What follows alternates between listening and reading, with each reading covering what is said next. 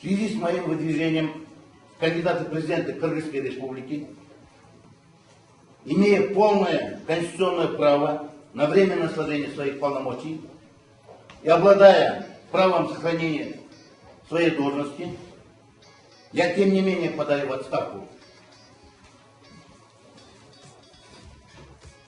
Считаю, что всем претендентам на пост президента Кыргызской республики должны быть обеспечены равные условия. Я ухожу в отставку с высокой должности, которая дает возможность использования административного ресурса в свою пользу. Тем самым я подаю пример всем кандидатам, занимающим государственные должности.